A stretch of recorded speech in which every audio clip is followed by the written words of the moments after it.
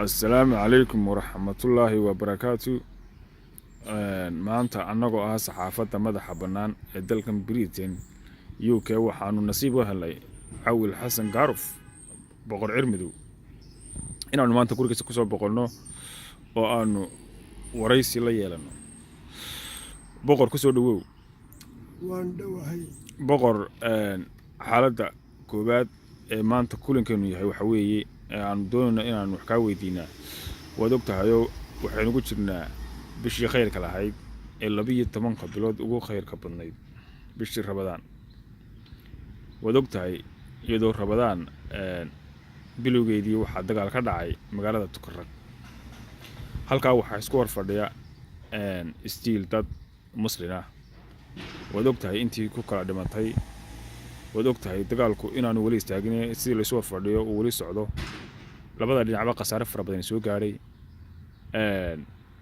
maadaama boqor aad tahay dadkii dhaqanka Soomaaliyeed wali gacanta ku sii haya ee aanay xaggiisa ka dhiman. boqor maxaa dadka aad kula talinaysaa bisha Ramadaan ee khayrka leh dhiigga ku farxashay? maxaad boqor kula talinaysaa madaxweynaha Puntland Cabdiweli Gaas iyo madaxweynaha Soomaaliland Muuse Biixi Cabdi oo labadaba dagaal iclaamiyay wali ku soo dhawow boqor cirmidow. waan dhawahay waxaan salaamayaa marka horeysa ummadda islaamka meel kastay joogto iyo ummadda Soomaaliyeed iyo ummadda gaar ahaan Somaliland. waxaan ku salaamayaa salaanta islaamka. والسلام عليكم ورحمة الله وبركاته.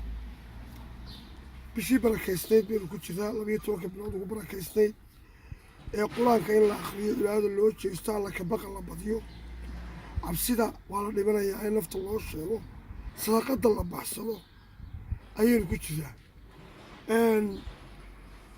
waxa aynu ku jiraa 15 ugu khayrka badnaa ee loo kala dheereynayay sidii albaabka jannada aad u helayd.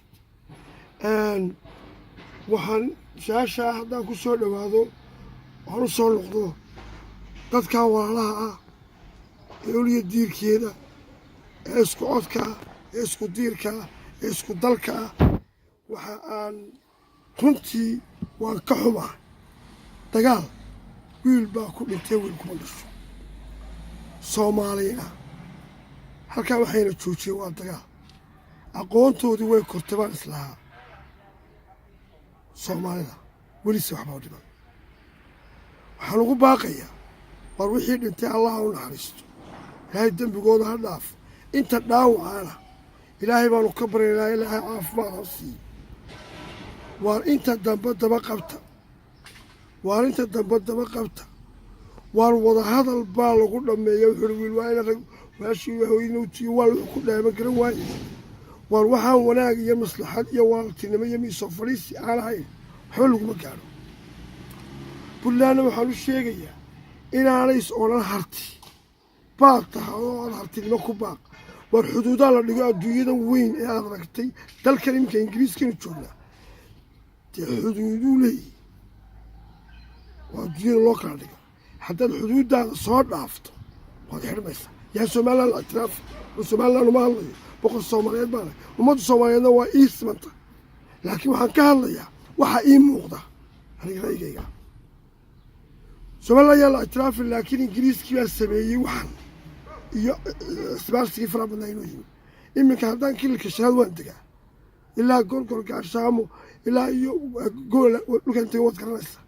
halkaa haddaan maanta ku qabsay Itoobiyaanka waan isku dhammaanaynaa. xuduud baa dila loo kala sameeyaa adduunyada la yaabisa ku qaldaa. Somaliland yaa la ictiraafin dal Soomaaliyeed ma haato laakiin ictiraafku uu horeeyo calan iyo dawlad jirta bay ahayd. xuduudii loo kala dhigaa joogto Somaliland inay nabad ku raadiso oo walaalada soo fariisto iyo Soomaaliya kamid yihiin ayaa loo baahan yahay. kuwana inay harti wax ku raadiyaan hartiyaalka adduunka waan gelaya ma aha. waar walaaltinimada ku wada hadla waar aqligu ha shaqeeyo waar maskaxdu ha korto waar waa bil Ramadaan waar ilaahay ka baqda.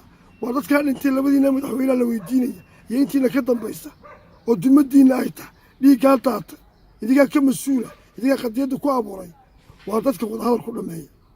waar cadow kale inooga baahan dagaal waar maanta inooga baahna waan ka baxay saashaad weydiisay. wassalaamu calaykum.